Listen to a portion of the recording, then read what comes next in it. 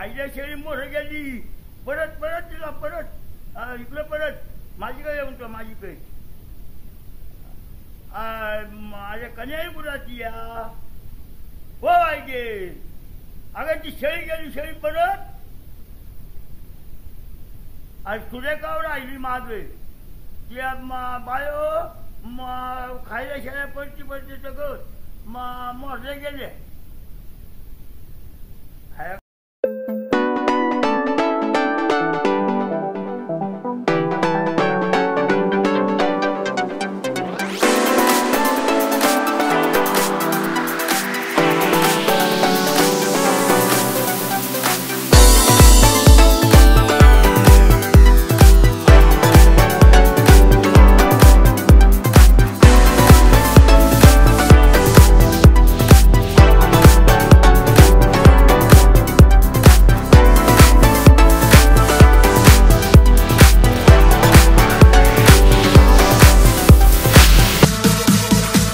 नमस्कार मित्रांनो, मी संदेश चिकोलकर आपलं कोकण गजल या यूट्यूब चॅनलवरती पुन्हा एकदा सहर्ष स्वागत करतो।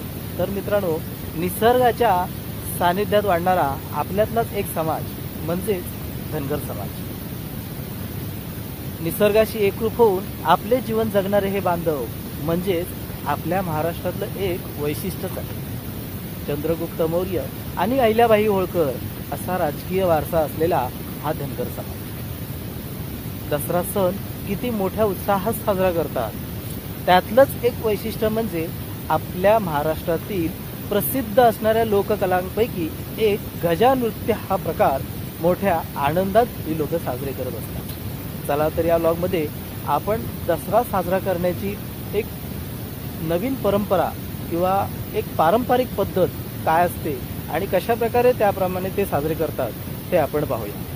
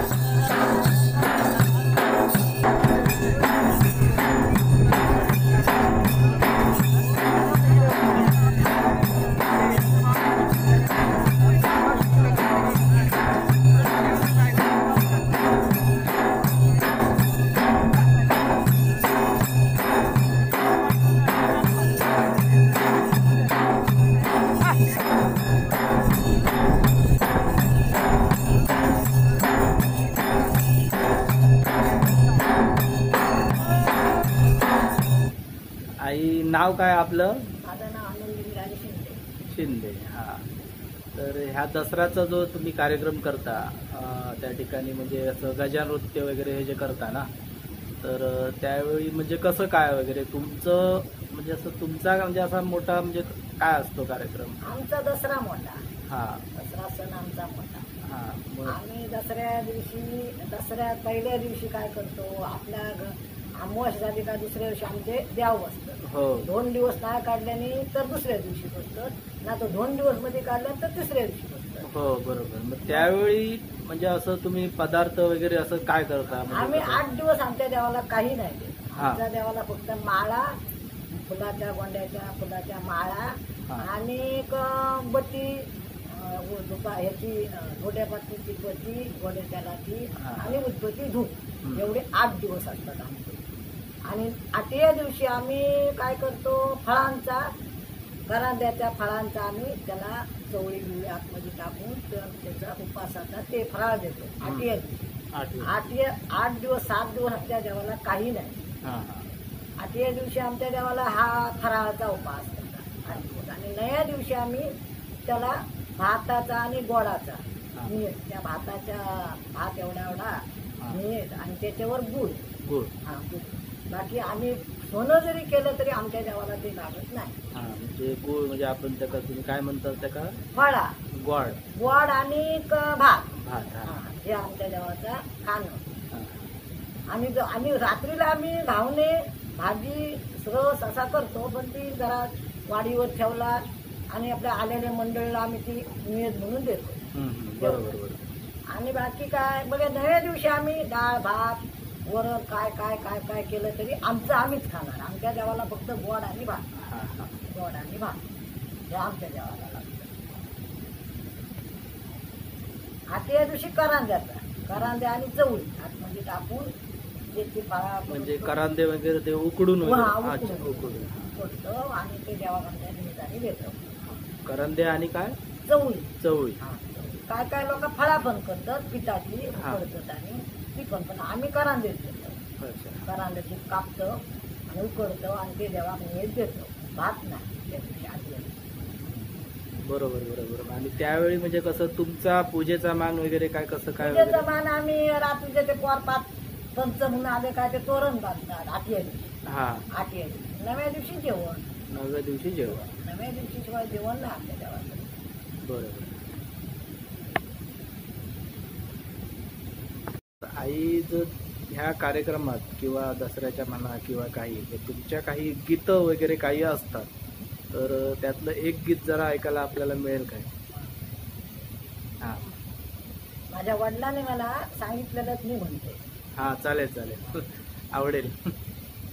वडबाई वड चापेरी वडाची हिरवी पानं, हिरव्या पानांचे पिवळे ठसे, कवर मन मायार दिसे, जे गले की येऊन जा, दीड दिवस राहून जा, कोंड्याची भाकरी तोंड्याची भाजी खाऊन जा, कानातला कोडा देऊन जा. आईले मी आता बाठातनी आलो हा. आणि तुम्ही मला बोलवायला आला असा. हा.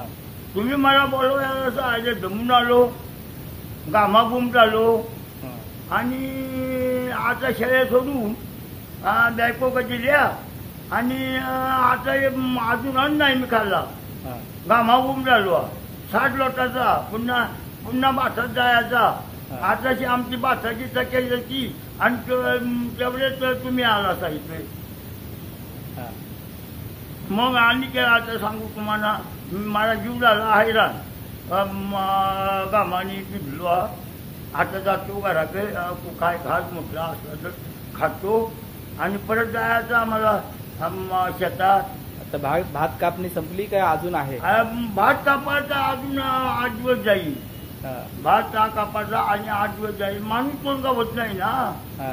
2 माणसं कापणार, लोकांनी असून आणि त्यांच्या मागणी मी जातो. हा. हा. मग ते करायचं मला जे फट नाही, पण जाण्याने काठीन जातो. मग ते करायचं. काका नाव कसं आपलं? माझं नाव निराजी शाहू शिंदे. शिंदे.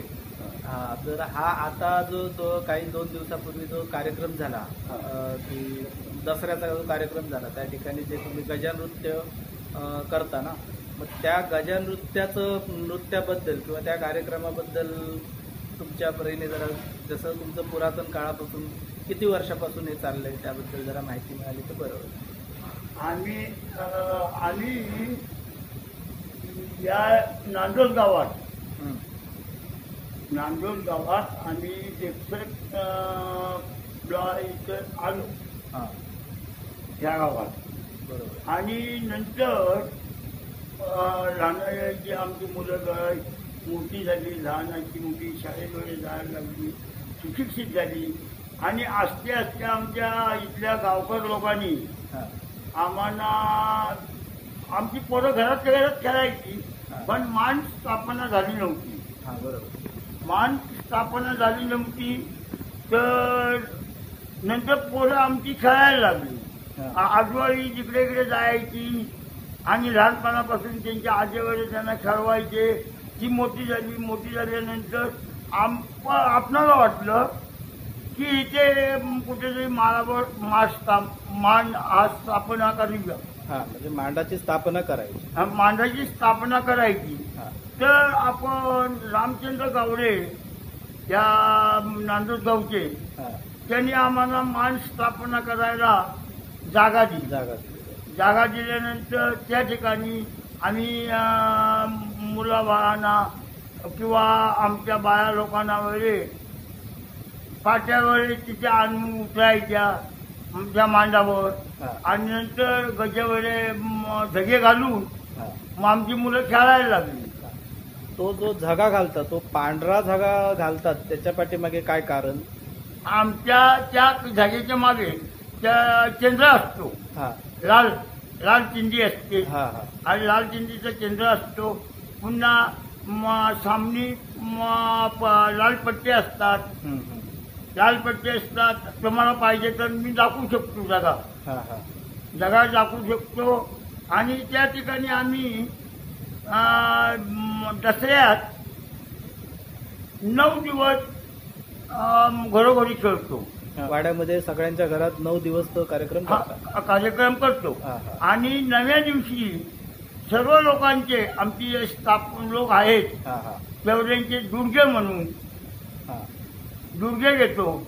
दुर्गे घेतले 9व्या दिवशी. आणि 9 दिवस खेळलो. दुर्गे वगैरे सगळे घेऊन झाले. आम्हाला उजाड आमच्यात काही लोक. दुर्गे म्हणजे काय? म्हणजे दही ताकाचे दुर्गे. दही ताकाचे दुर्गे ना. दुर्गे दही ताक भरलेलं असतं. आणि ते आम्ही विठोबाची घडी म्हणून असते. विठोबाची घडी पवा आपला स्थापना पवा झाली कुठे? पंढरीला. आणि पंढरपूरहून आम्ही तिथून इथे आला आमच्या जवळ खेळ. इथे खेळायला लागलो आपण. खेळायल्यानंतर विठोबाची म्हणून आम्ही घडी घालतो.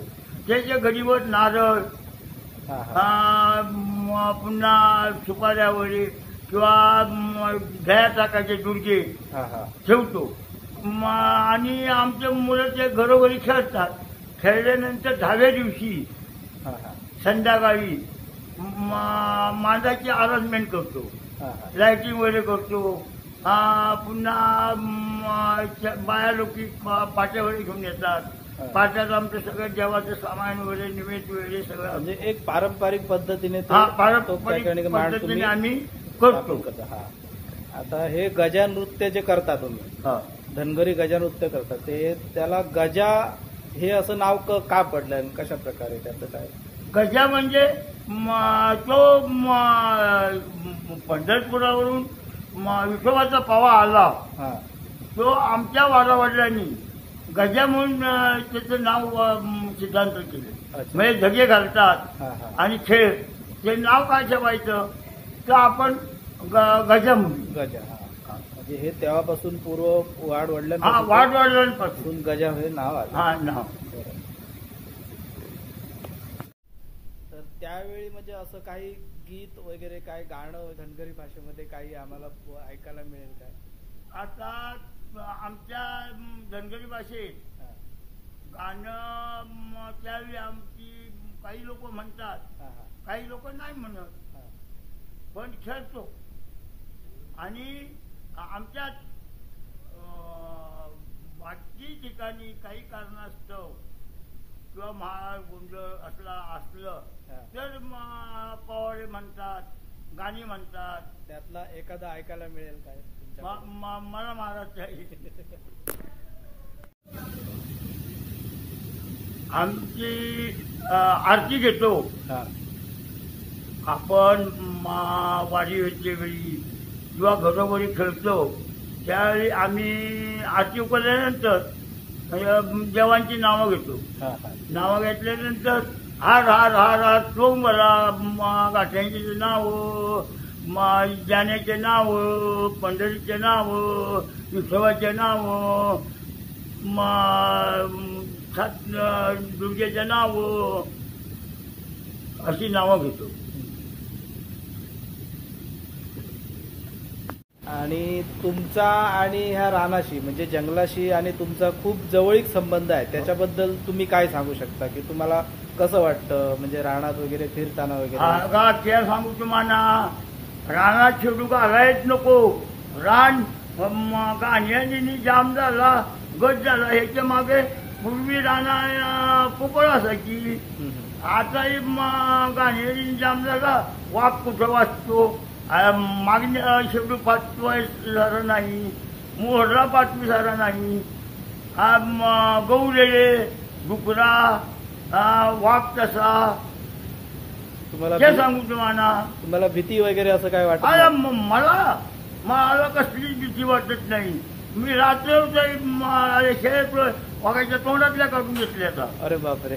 तर वाघाला तर मग ना किंवा रात्र खेळायला भीत नाही. आणि सहसा माझ्या गजालीत तुमचं येणार नाही आणि मी काही कुणाच्या भावाला देणार नाही. अरे येळा असतो, आकडा असतो, पटा असतो, येळ्यानी चोरी शिल्लक नाही ठेवायचो. एका हातात काठी आणि एका हातात येळा हा, हा. वाघाच्या अंगावर असतो. आणि शेळी दसली असेल तर तोंडात ओढून घेतो काढून. हा. मी बघा, मी चिपळी जातो, हा. तिथे माझे वडील आले. वडिलांनी तिथे कुठे मला मशिदी केली आणि जमीन मी खरेदी केली. जमीन खरेदी निसर्गाची मी माड लावले, कलमा लावली, काजूची झाडं लावली. मी निसर्गाशी संबंध माझा कायमचाच असतो. काय ना काय उलटची झाला करीतच असतो. हे बघा सर, तुम्ही आमच्या घरी आलात हा. ह्याच्याबद्दल मी तुमचा आभारी आहे. परंतु मी सगळी काय तुम्हाला माहिती दिली, सगळं काय सांगितलं. हा. आमचे वाडवडी कसे चालले, आपला धंदा, आपला उद्योग कसा करायचा, काय करायचा, बरोबर. आणि गजाबद्दल सुद्धा तुम्हाला मी माहिती दिली. हा. माहिती दिली आला तर मी आभारी आहे. पण आम्ही करतो याच पद्धती तुम्ही सुद्धा वागावे आणि तुम्ही सुद्धा करावे. आम्ही बकरी बाळगतो, शेती करतो, माळझाड लावतो, झाडं लावतो, बरोबर. उत्पन्न आपण घेतो. म्हणजे एक निसर्गाची तुम्ही एक राखण करता. हा, राखण करतो सगळं काय. पण तुम्ही सुद्धा करावी, हा. तुम्ही सुद्धा करावी ही माझी तुम्हाला नम्र विनंती आहे. खरंच हा तुमचा एक बहुमोल असा मेसेज किंवा हे हो. तुमचं संदेश मी लोकांपर्यंत पोहोचवण्याचा नक्कीच प्रयत्न करेन आणि त्याप्रमाणे लोकांनाही वागण्याचा मी सांगेन किंवा प्रयत्न करेन. आणि करावा तुम्ही. हो, तुम्ही करायलाच पाहिजे. केलंच पाहिजे. पुढे मागे ते भविष्यात करायलाच खूप पाहिजे, उपयोगी करायलाच आहे. पाहिजे. बरोबर. आपला समाज पुढे पुढे कसं जाणार हा, ह्या प्रयत्नावर ते तुम्ही केलं. सुद्धा राहा हो. आणि तुम्ही सुद्धा करा हा प्रयत्न की असते आपला समाज सुधरावा, आपला समाज पुढे यावा किंवा कुठे ना कुठे नाव लौकिक व्हावे बरोबर. आमच्या महाराज आम्ही डोंगरा माथ्याला राहतो. हो आम्ही डोंगरा माथ्याला राहतो. आम्ही अजूनपर्यंत आमची सुधारणूक व्हायला नाही. तर ह्याच्या पुढे सुधारणूक व्हावी. हो बरोबर. डोंगरा माथ्याला आम्ही आमच्या दिव्याने आम्ही घरी जेवण स्वयंपाक करायचो. परंतु सरकारने लाईट नेऊन आम्हाला दिली. बरोबर. तर तुम्ही सुधारण्याचा प्रयत्न करा. आमच्या घरोघरी आमचे रस्ते लावे, लाईट लावावी ही तुम्हाला विनंती करतो.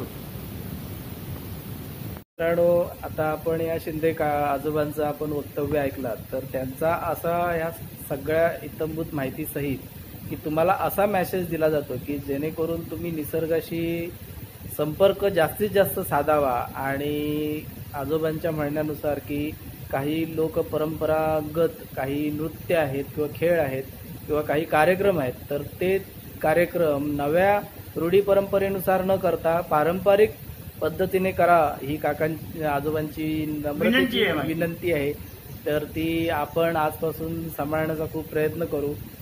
असं ठीक आहे. धन्यवाद काका, आजोबा. आपल्या या धनगर समाजामध्ये पारंपरिक गजानृत्य प्रकार करून दसरा सण हा मोठ्या उत्साहाने साजरा करताना आपण पाहिला.